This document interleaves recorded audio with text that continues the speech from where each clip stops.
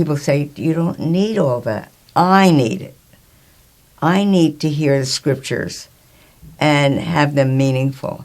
They sound so simple. There's nothing simple about them. They're very profound. I had grown up with a great deal of anti-Semitism in my town. Remember, I was a teenager during World War II. So we spent first those 2 years in an orphanage. And it was a very, very scarring experience. My brother never got over it. I was stronger, so I got over that. But what it did was make me very self-reliant. I never thought I'd go to college. We didn't have any money, but I had to work my way through. And when I got through college, with my BA, I had a major in psychology and a minor in sociology, and they said, what can you do? I said, I can type. They said, we have a job for you. So that's what I did, type. But I did end up with really fun jobs. You know, I worked as a guide in NBC and met all the movie stars. I never see anything on the old movies that I haven't met these people in person. So I had a fun job. But there's this emptiness, absolute emptiness.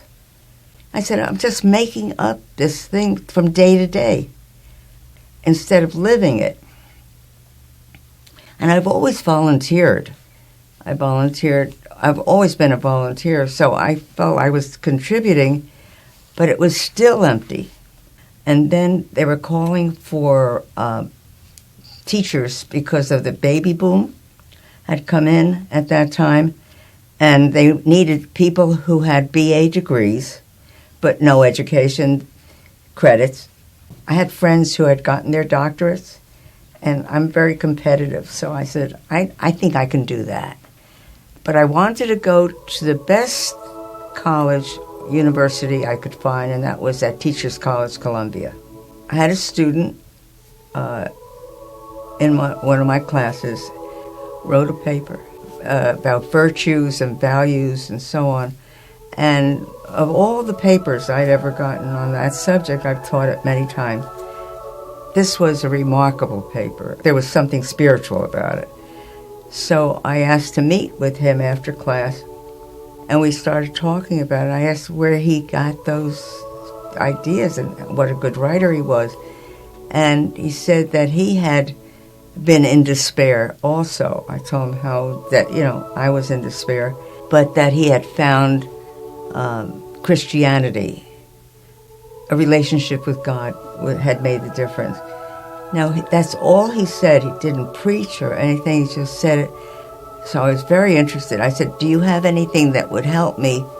He came to my house and gave me a lot of sermons. He put them on my computer. It was a loving, unselfish, comforting.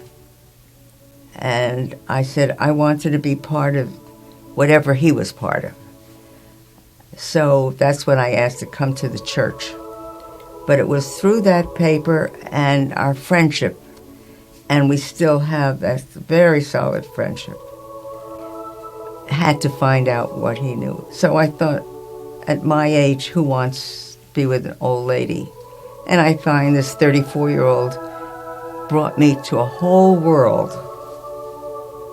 And not only did he accept me, but introduced me to other people who felt the same way. And the nicest people I ever met were those people who believed that way. And they happened to be Jews and Christians who just treated one another so special. And I couldn't get over that in this material world that there were people like that. The world breaks everyone. If Christ gave us his glory, how can we ever not feel healed from it? If you're with him, if you trust him, you've got to feel that he's healing you, even though we don't deserve it. It's very personal.